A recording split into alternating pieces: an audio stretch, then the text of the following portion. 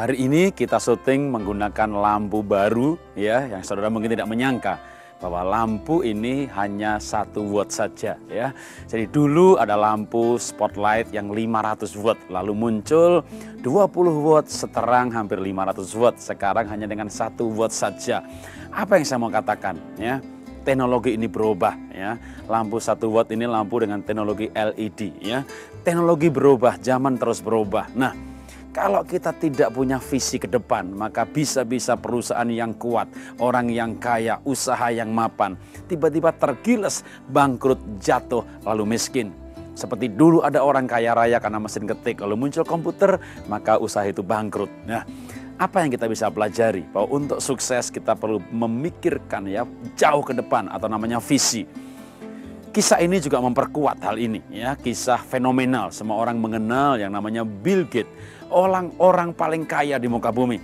Dan dia bukan anak konglomerat, dia bukan usaha tambang emas atau anak diktator yang punya tentara dan memonopoli mengkorupsi negaranya selama puluhan tahun.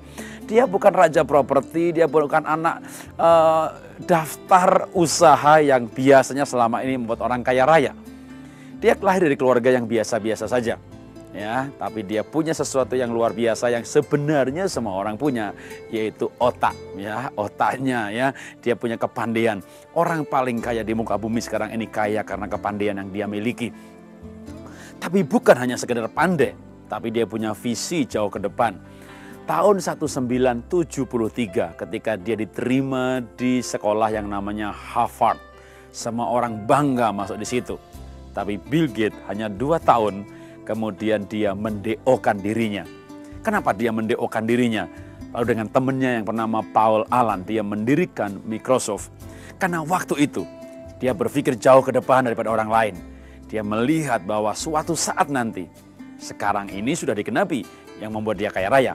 Waktu itu dia berpikir suatu saat nanti personal komputer akan dipakai oleh hampir semua orang di bumi ini. Maka dia tidak sabar lagi untuk lulus kuliah. 2 tahun saja dia mendeokan dirinya, lalu mendirikan perusahaan yang namanya Microsoft. Dan sekarang karena Microsoft inilah dia menjadi orang paling kaya di muka bumi. Karena visi, maka orang sukses. Kisah serupa di Indonesia untuk kasus teh botol sosro. Siapa dulu orang mengira bahwa menjual teh akan laku sehebat itu? Karena kalau kita apalagi di Jawa Barat, di Sunda, kita makan dikasih teh gratis. Kalau kita mau jual teh, gitu ya, gila apa? Tapi teh botol sosro punya visi bahwa suatu saat ya orang ingin serba praktis, pengen jaminan bersih, pengen jaminan higienis. Demikian juga dengan kasus Aqua. Gimana mau jual air putih?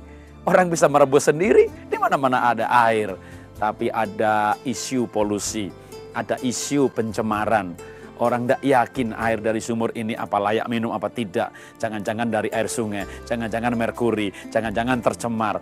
Maka dengan hal itu mendapat visi bahwa air yang memang itu kebutuhan, tapi orang praktis, pengen higienis, maka orang mendirikan dan menjual Aqua. Karena itu apa yang kita bisa belajar dari kasus teh botol sosro, dari Aqua dan Bill Gates? Bahwa untuk sukses maka selain pandai, selain punya uang, selain punya modal, kita perlu berpikir jauh ke depan. Kita punya visi ya, dan bertindak karena visi. Seperti Bill Gates bertindak karena visi. Dia hanya bermodalkan kira-kira 2.000 US dollar saja, bisa dibayangkan ya, tidak seberapa. Tapi kekuatan visi itu luar biasa. Karena ketika yang lain belum menangkap, dia sudah menangkapnya. Dan dia melakukannya lebih sungguh-sungguh. Karena dia punya visi. Karena itu saudara, dunia ini selalu berubah. Jangan dilindas oleh perubahan. Tapi justru orang yang punya visi akan menjadi sukses karena perubahan. Salam dahsyat, luar biasa.